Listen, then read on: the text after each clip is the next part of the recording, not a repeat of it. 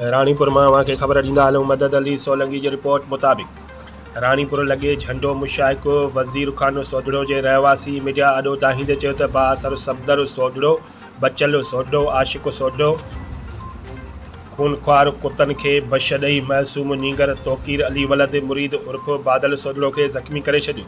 मथां टहक ॾींदा रहिया। उन अमल जी एनसी कुंभ थाणे ते दाख़िल कराई आहे, जंहिंखे 3 ॾींहं गुज़री चुका आहिनि, पर पुलिस कख भञी बीणो न कयो आहे। आख़िर असां मिसकिन माण्हू हिन दहशतगर्द माण्हुनि खे छा करे सघंदासीं, जंहिंखां पुलिस बि लवाए रही आहे। बाअसर काफ़ी केसनि में मुलविस आहिनि। ख़ुदा रास असां इंसाफ़ कयो वञे। असां SSP खैरपुर SHO कुंभ वॾा टालपुर इंचार्ज खे अपील था करियूं त हिननि खूनख्वार कुतनि ख़िलाफ़ एक्शन खयो वञे। अस्सलाम वालेकुम नाज़रीन, असां वटि हिकिड़ो नंढड़ो मौसूम पहुतो आहे जेके कुते खाधो आहे ऐं अस्पताल बि आयो हुयो, इंजेक्शन बि कराई अथई। अचो त हिन खां हाल अहिवाल वठूं था त हिनखे कुते कीअं खाधो आहे ऐं किथां जो आहे। अबा किथां जो आहे जी? सोढड़ो आहे। कंहिंजो पुटु आहे? बादल जो। कुते कीअं खाधो तोखे?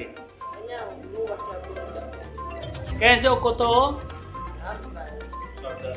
कंहिंजो? सफ़दर वारा। उन पाण खाधो या तोखे बचन? बचन कंहिं छोकिरे या कंहिं वॾे?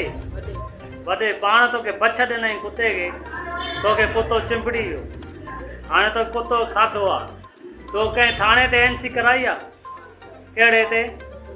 कुंभे NC कराई थी।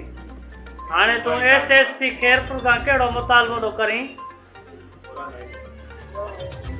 एक्शन खणनि न।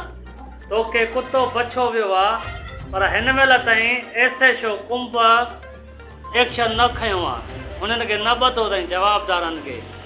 पेर ॾेखार। ऐं ही पेर आहे नंढड़े जो, जंहिंखे पटियूं थियल आहिनि। रानीपुर सरकारी अस्पताल मां हिन इंजेक्शन बि कराई आहे कुते जूं, ऐं हिननि वटि लेटर बि अस्पताल जो मौजूदु आहे।